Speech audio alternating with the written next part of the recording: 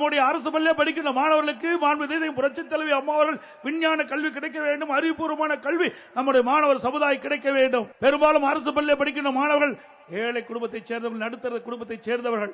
அவர்கள் 12,000 ரூபாய் செலவழித்து மடிக்கணினி வாங்க முடியாத சூழ்நிலையில் இருக்கின்ற அடித்தட்டிலே வாழ்கின்ற நம்முடைய குழந்தைகளுக்கு அறிவுபூர்வமான கல்வி கிடைக்க மடிக்கணினி திட்டத்தை கொண்டு வந்து தமிழகத்திலே 10 ஆண்டு காலத்தில் 52,35,000 மாணவ மாணவிகளுக்கு மடிக்கணினி கொடுத்து சாதனை படைத்த அரசாங்கம்.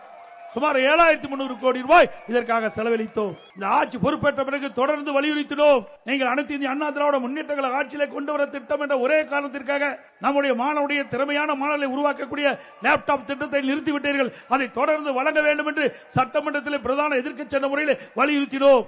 பொது வழியிலே பேசினோம், ஊடகத்தின் வாயிலாக பத்திரிகையின் வாயிலாக தெரிவித்தோம். 4 ஆண்டு காலம் திரு ஸ்டாலின் அவர்கள் கண்டுகொள்ளவே இல்லை. இன்றைக்கு மக்களுடைய செல்வாக்கை இழந்து விட்டார். நடைபெறுகின்ற சட்டமன்ற பொதுத் தேர்தலில் தோல்வி அடைந்து விடும் என்ற தோல்வி பயத்திலே இன்றைக்கு அறிவித்திருக்கின்றார்.